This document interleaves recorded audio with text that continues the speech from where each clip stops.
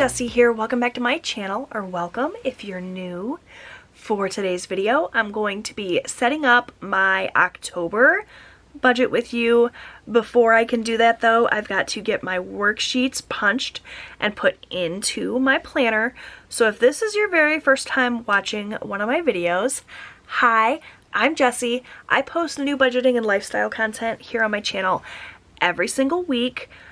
A big focus of my channel is my budget journey, and in order to keep on track with my budget, I use a budget planner that includes budget worksheets that I make for myself. So all of the worksheets you are going to see today are from my Etsy shop, which is just Jwhackers. I have it linked down below. The worksheets I'm using today are from my Pop of Plaid collection, I believe is what I titled it. It's the release that I put out for October. And I do have all of the worksheets I'm using today, plus a ton of other ones available in my Etsy shop. They are all 8.5 by 11 size, and they are all printables. So if you purchase from my Etsy shop, you need to know that you will have to print the worksheets at home, which I have already done here. I've printed all the worksheets I plan to use on just like standard 8.5 by 11 size paper, which fits into your typical printer. The paper I'm using today is 28-pound paper, so it's a little bit thicker than your average like invoice paper. Just makes for it a really nice like thick page to turn. That's what I recommend you use if you're going to do something like this at home. My planner system itself is from Happy Planner. I use the big size Happy Planner. I just use the, I think these are just 1.5 inch discs or 1 inch discs. They're the classic size disc, but there are 1, 2, 3, 4, 5, 6, 7, 8, 9, 10, 11 of them for their big size, which is the 8.5 by 11. And I also have a big Happy Planner cover on here, but all of the inside of my planner are worksheets I create myself, which, as I mentioned, you can get on my Etsy shop. I do have a coupon code for my subscribers, my followers here on YouTube. It's YTFriend, and it will take 15% off anything you order in my shop. So I highly recommend that you take advantage of that if you're going to be shopping any of my collections. As I mentioned, I do have this Pop of Plaid for October, but the cool thing about my printables is that the majority of them are undated, so you can use them any month of the year or every month of the year.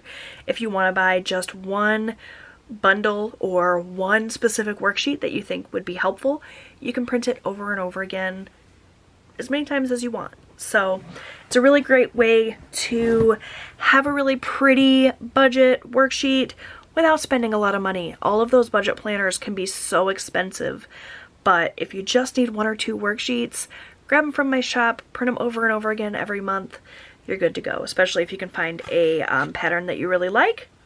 I release new patterns every month. For October, it was this really beautiful Pop of Plaid collection, but I also had a fun Halloween collection that I released as well. Do I have any of the Halloween worksheets right here in front of me? Of course I don't, but that's a fun for Halloween for October if you haven't done your October budget yet. But like I said, a lot of them are kind of neutral, can be used whenever you want. Alright, that's my spiel. Let's go ahead and talk about the worksheets I'm going to be using today. So from my Pop of Plaid collection, I have the patterned paper, which is just this sheet of paper with the pattern for October on it, or the pattern from this collection rather. You can use this for anything you want. You can fold it into a cash envelope.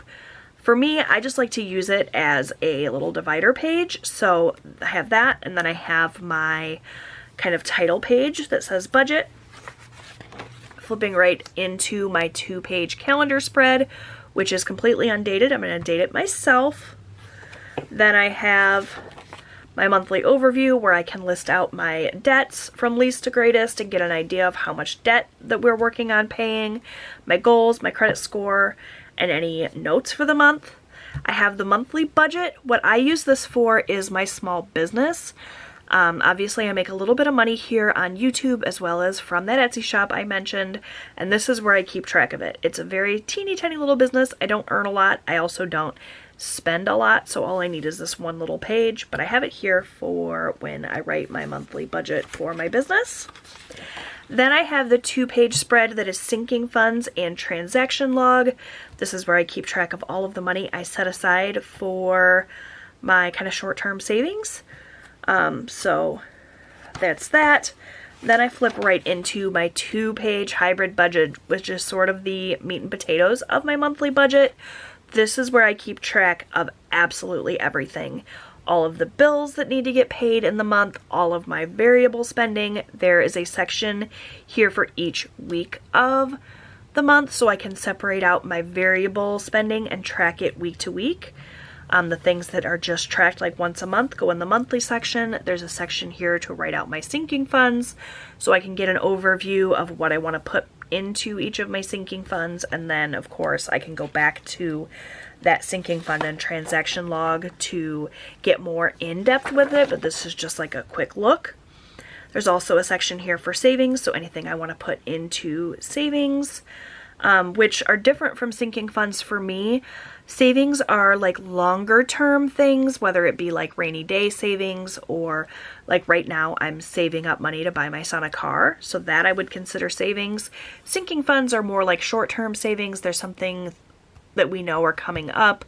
It's typically once a year or less for sinking funds, and that's how I differentiate the two, just in case you were wondering. And then I have debt payments, any payments I'm going to make to my debt.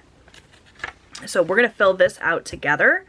That's the meat of this video, but I'm just kind of flipping through and showing you everything I'm going to be working with in the month of October. I have expense trackers. I like to use one expense tracker per pay period or per week. So I have 4 of those since there are 4 paychecks in September. For my husband, who is our primary like breadwinner, I do earn a little bit of money here with my side hustle, but he's the one that's paying most of the bills. So that's how I base our budget for the weekly stuff. It's Tuesday to Monday since his paydays are on Tuesday. So for that first week, it'll go on one expense tracker. The next week, it'll go on another. That's the way I do it. You can use just one expense tracker for the entire month, however you want to do it. Budgeting is personal. There's really no wrong way to do it, as long as it works for you. And then I have a notes page. So those are the worksheets I'm going to be using. I also have some paper envelopes that I'm going to be putting together today. I'll probably do this off camera. You guys have seen me put together my envelopes a million times, but I do have cash envelopes like this available in my Etsy shop. You just cut along the solid line, fold along the dotted line, glue everything, and then you have a paper cash envelope to use, which I will be using for the month of October as well. So for today, we're going to get all of these pages punched. I will assemble these off camera, and then we're going to write in our hybrid budget. So let's do it. I'm going to pull out my big old arc punch. That is the punch I use to get all of my worksheets into my planner here. Happy Planner does make a punch, but that punch only punches like 1 page at a time, and it's pretty expensive considering that. So I use the arc punch. It lines up pretty perfectly with the Happy Planner discs. Oh, just kind of grabbing it. It's a really big daddy punch here, as you can see. But I'm going to get my worksheets punched and put in, and then we're going to fill out the hybrid budget together.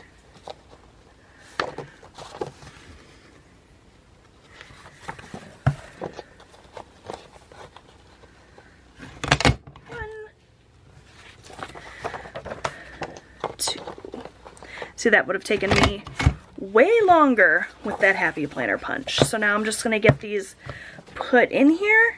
It's just as simple as popping them in. Get this punch out of the way. And I'm all ready to start budgeting. Okay, so I'm going to go ahead and flip to my hybrid budget. We're going to skip over my calendar. You will see a video on this coming soon. I'm actually going to use my calendar this month, I think, to put in lots of appointments and things like that that I want to keep track of. Typically, I just date it, add my paydays, and just kind of use it as a reference, but I want to use this calendar to its fullest. So you'll be seeing a monthly planning video coming soon. And I'm going to skip over this. This you will see at the end of the month when I do my small business budget. If I decide that I want to share that, I've kind of been moving away from sharing that as of late. I didn't share one for September. Just, I don't know. I haven't really decided if I want to continue to share that or not. Let me know if that's something you really want to see. For the monthly overview, I'm going to do this on my own. There's a lot of personal information, so we're going to skip that. And the sinking funds and transaction log, you will see, that'll be an upcoming video as well. But today's video is focusing on my hybrid budget, specifically this monthly section. So I'm going to go ahead and write my budget in here. And this month, we're working with a little bit less than we have in months prior. We're going to be working with $5,500. And we're going to talk about where we're going to spend that $5,500 right now. Zoom you in. And let's get going. So we're going to start with our first kind of laying out the bills for the month. I like to have all of my bills listed here. And the first one is lot rent. It's where we always start. This is the money that we pay to rent the lot that our mobile home is on. We paid off our mobile home in spring of 2020, but we do not own land, unfortunately. So we're in a mobile home community. We're paying lot rent, and that is $553 a month. So that's what we are going to budget for that. Alright, next up we have water, and I always budget $50 for that. Usually comes in less, but I always try to budget a little bit higher. That way, you know, if it goes a little bit higher than we expect, then we're covered. So $50 for that. For cable, our cable TV and internet, we are going to budget $70. Our bills really don't change too drastically month to month, so if you've seen my hybrid budget fill in previously, these numbers probably look pretty familiar to you. We have HBO Max. So we do have cable TV, but we don't really use the cable TV. We have a deal where we get a bundle of TV and high-speed internet, and it costs us about the same as what the high-speed internet would cost us. So occasionally we'll watch the cable, but really we really just want the internet. We do most of our TV watching through streaming services, HBO Max being one of them, and for that we're going to budget $16. We have Boost Mobile next, which is our mobile phone provider. We budget $120 a month. That's for 4 lines of unlimited talk, text, and data. DTE is our electric bill, and for that we're going to budget $203. That's exactly what it'll come out at because our DTE is on a budget plan where it's like equal payments each month. Our Michigan gas is as well, and that amount that we're going to pay is $67. Used to be that the combination of electric and gas was right around $200. It hasn't been like that in quite a while. Prices just keep going up. Planet Fitness is my gym membership. I have just the most basic $10 membership, and so that's what I'm going to budget. Next we have motorcycle insurance. My husband does have a motorcycle, and it's full coverage insurance, and it's less than $20 a month. The amount we're going to budget is $18.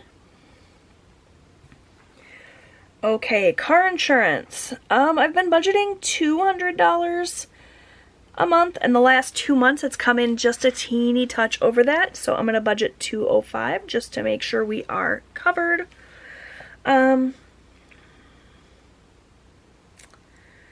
Let's see. YouTube Premium is next on our list of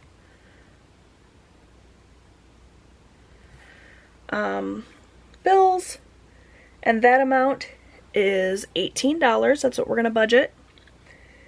And last but not least, for our set of bills for the month, we have Netflix, and the amount that we budget for that is $16.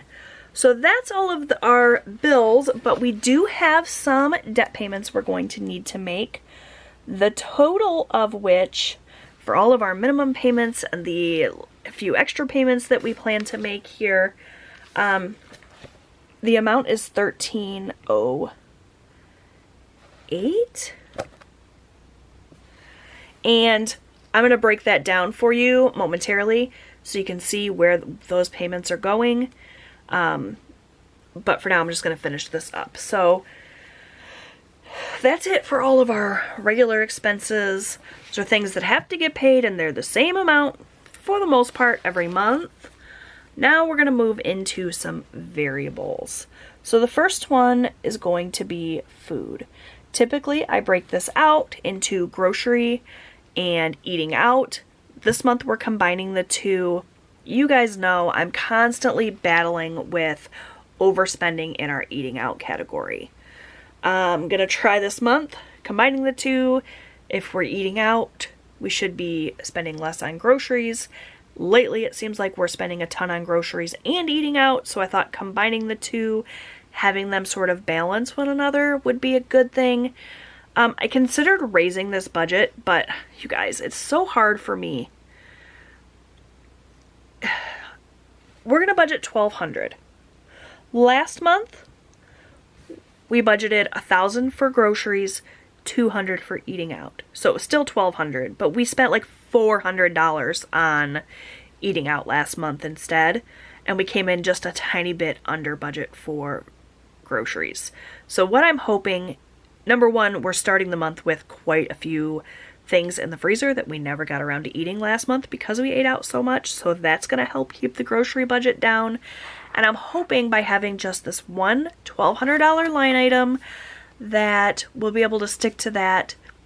If we go over this number, I'll raise it for November, but soccer season is wrapping up sort of the middle of the month, and we're into crockpot season now, so there's really no way I should spend more than $1,200 on food. There's just, I have to get it under control. $1,200 for food seems like a lot, but we are a family of 4.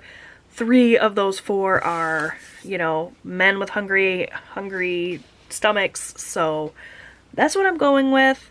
Let me know what you budget for your family. How many people are in your family? How much do you budget for food for the month? Eating out and groceries combined, whether you do a ton of eating out or not. I just want to know, what do you spend a month in food, realistically? Because I feel like this is so high. I used to, not too long ago, I would spend like $100 a week on groceries. And those days are long gone. So let me know what you think. I want to hear from you.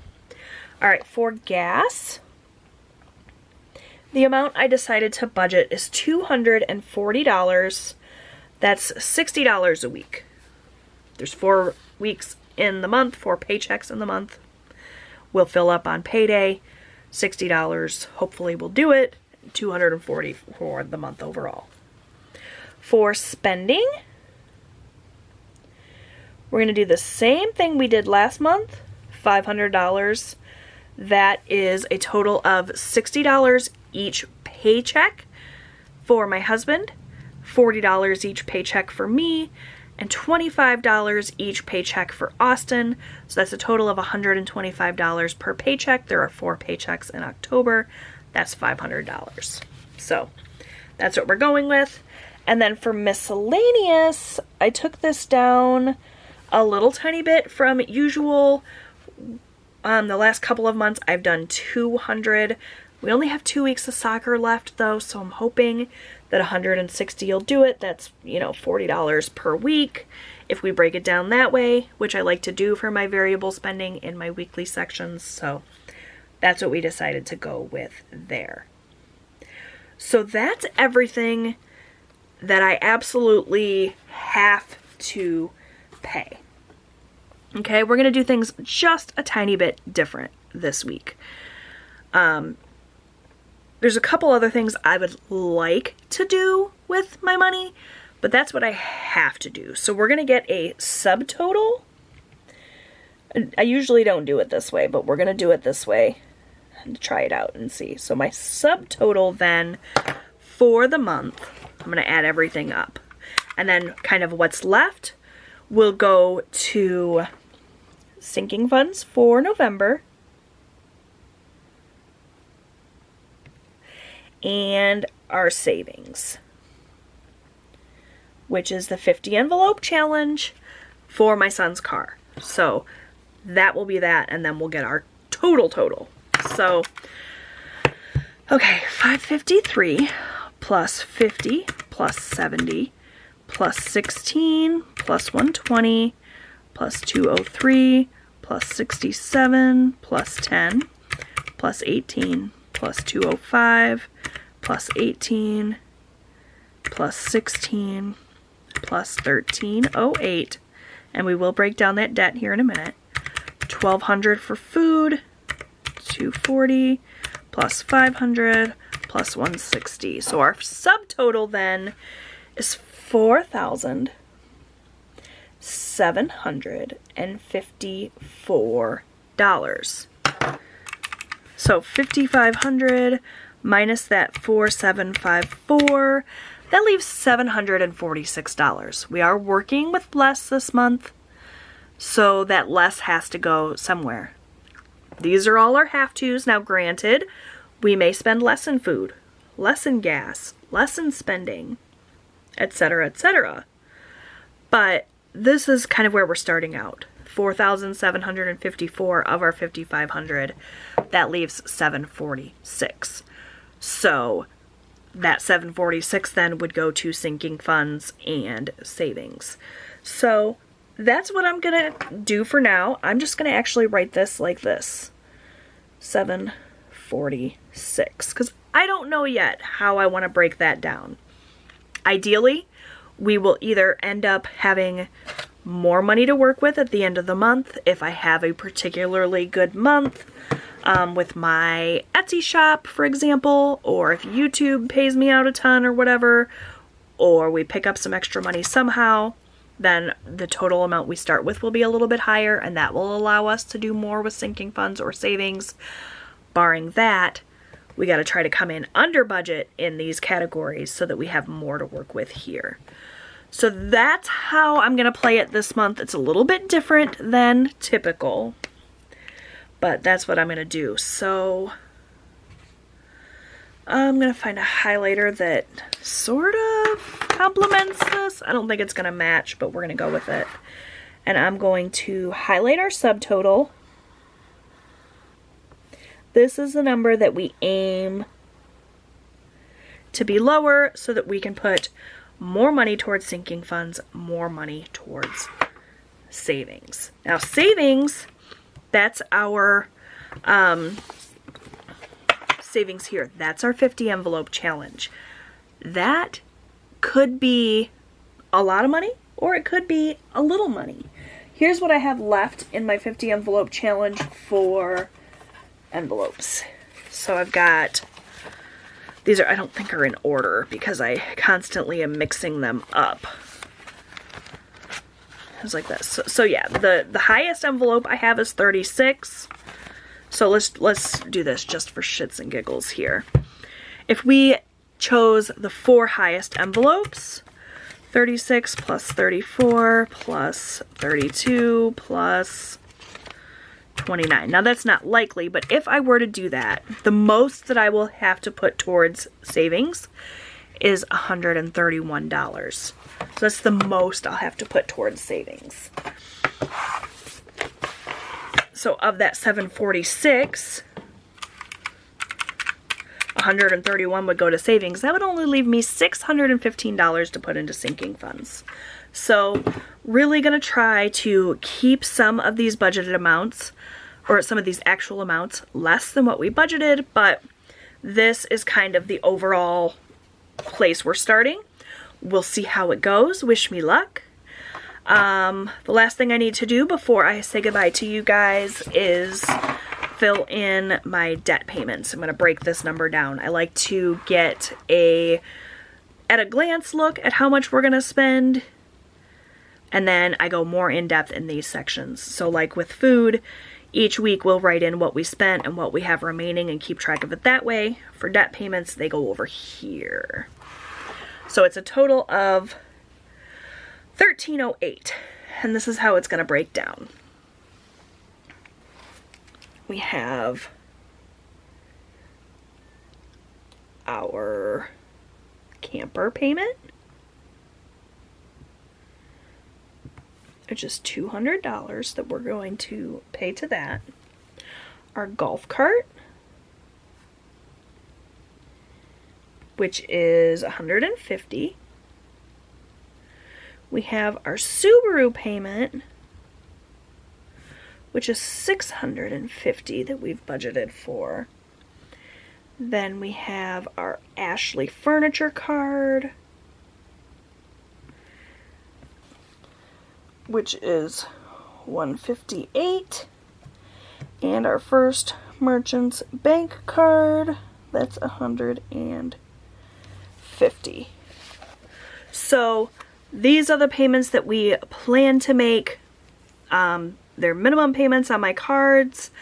They're the minimum payments that I kind of set for myself for the other things. So like our Subaru payment, we don't have to pay $650, but that's what I have kind of set for myself to pay so that we can hopefully pay it off a little bit quicker.